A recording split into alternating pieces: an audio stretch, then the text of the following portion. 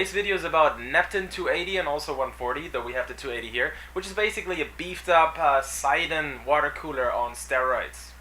On front of the box we have a nice picture of the unit, and then there's the name Nepton 280L. 280 is the radiator dimension and L stands for the thickness. Thickness is 30 millimeters, so this is a thick radiator, really high performance radiator. You can see the pump and water block right here, Cooler Master logo in the center, and there's an LED, a white LED, so it glows pretty cool in your case as well. You can see that the tubing is really thick. It's the same FEP tubing, so it's really durable and it doesn't let the water condense out of the unit. That's really important, so this unit lasts really long.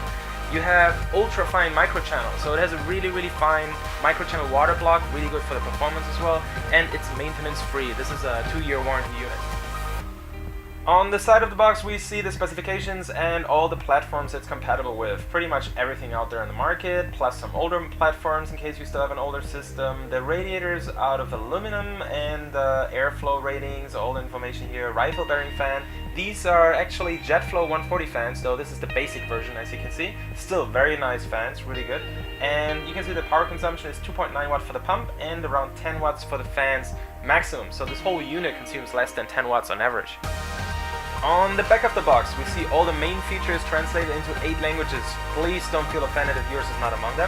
And we have some nice technical drawings of the unit, the water block and the radiator. So for the modders out there, this is really interesting. And also if you want to make sure this is compatible with your case, this is good. And next to it we have a performance test chart. We can see that with the Nepton 280 and 140, you get about the same performance at stock speed with 4770K Haswell CPU. And compare this to the stock cooler that comes with the CPU, you get up to 81 degrees running Lynx, and with the Nepton 280 or 140 you get almost half of that. Here we see the unit again close up. You can see the JetFlow 140 basic fans here with the rubber pad to help against noise and vibrations. You see the thumb screws. You don't even need a screwdriver to install these fans and remove them. You have the radiator here, 30 millimeter, pretty thick, nice and big, 280 millimeter. And you can see the tubing, the FEP tubing, really durable. It's a little bit hard to bend it around, but you won't be able to break it and you won't be able to bend it so there's no more water going through it. So this is really sturdy, good stuff. And here you have the water block itself. And as you can see, you can actually move the tubing around, not 360 degrees, but it gives you enough room to adjust the tubing and make it really nice in every direction, however you install it in your system. Here you see all the accessory, all the extra parts you need to install it in your system. So first you have to choose if you have an AMD system or Intel system. Most of you should know this, and then you use those 4 screws to secure this to the water block itself. Next step, if you have a Socket 2011 system, your motherboard has a really strong backplate already on the backside. So you don't really have to install the backplate. You just screw these little standoffs onto the backplate that's on the motherboard already. Otherwise, Intel or AMD platform, you need a stronger backplate to really get stronger support for the water block and to get the best performance out of it as well. Higher mounting pressure means better performance. So you see this is one universal mounting plate, AMD or Intel on the other side. There you go. And you have these pins that go through the motherboard and these little 4 holders to secure them. I'm going to show you how to secure those pins on the back plate with these plastic holders later. And the final step, of course, you use these nuts to secure the water block and hold it in place. There are thumb screws, sort of, so you don't even need a screwdriver, but it's better to use a screwdriver and get the best pressure.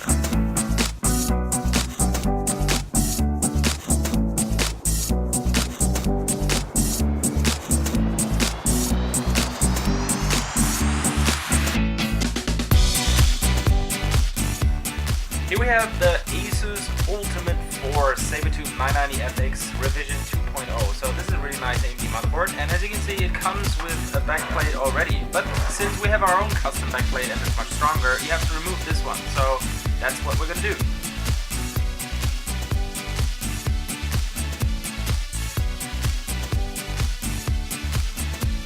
Sure, it's perfectly clear. Let me show you how to install the backplate. Right now you see it says Intel, so what you see is what you get. If you turn it around, you see AMD, that's what you get. So if you want to install an AMD motherboard, make sure you see AMD right here. If you install an Intel motherboard, make sure you see Intel right here. We have an AMD motherboard, so we're going to install it this way around. You can see that the pins have a little bump right here so they don't rotate freely, and this is, you have to align this with the bracket. You have to slide this in here, make sure it's really all the way in, and then you use the plastic holders and this side, put it on there to hold it in place.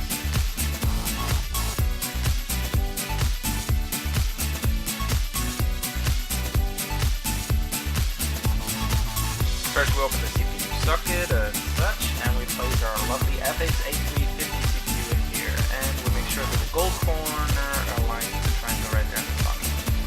Here we go. Close the socket, and then we just need thermal paste. Of course, we're going to use the Cooler Master Extreme Fusion X1. Right there.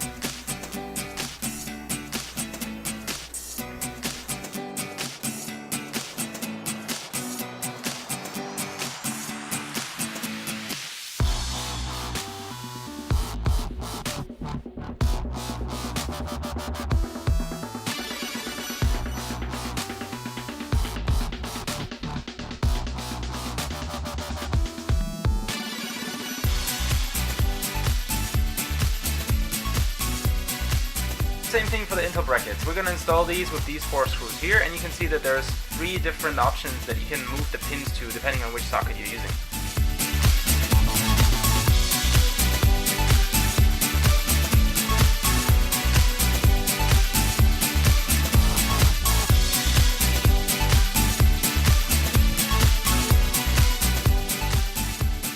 To show you how to install the Nepton 280 on an Intel platform, we have a beautiful ASUS ROG Maximal 6 Extreme right here. So on this motherboard, when you want to install the backplate, just to make sure there's no misunderstanding whatsoever, when you want to install on an Intel platform, you have to see Intel right here facing up.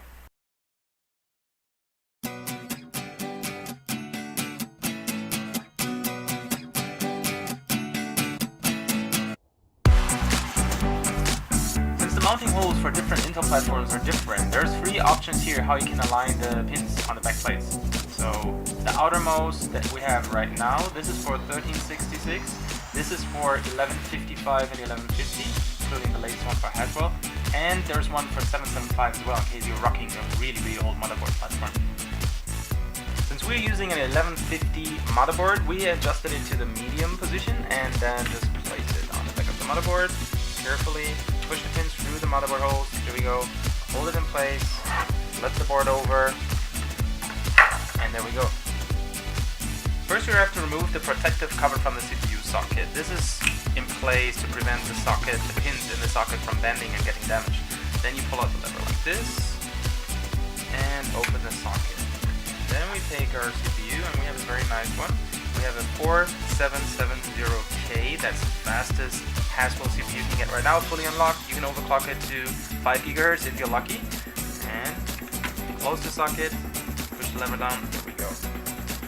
Now we need some thermal paste, and of course we use the Cooler Master Extreme Fusion X1 thermal paste. There we go, that's about enough.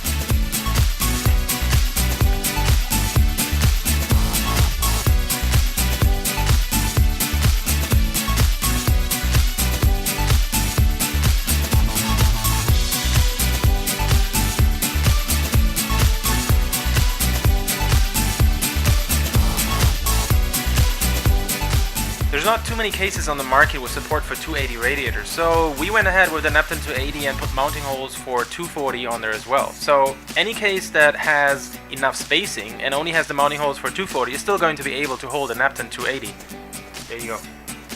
Another cool thing about the mounting holes on Nepton radiators is that you can install 120 fans as well. If you don't have nice 140 fans, you don't have to get rid of your nice 120 fans and get 140 fans. You can actually use the good 120 fans you have already.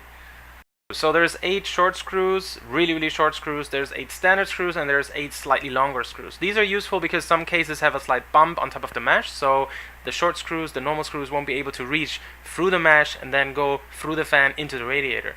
The really short ones are interesting because you can actually see that on these screws there's a thread on the top. So you can actually install the fan on the radiator like this, and then you can use the really short screws to reach through the mesh from the outside of the case and install the fans with the radiator from the outside like this.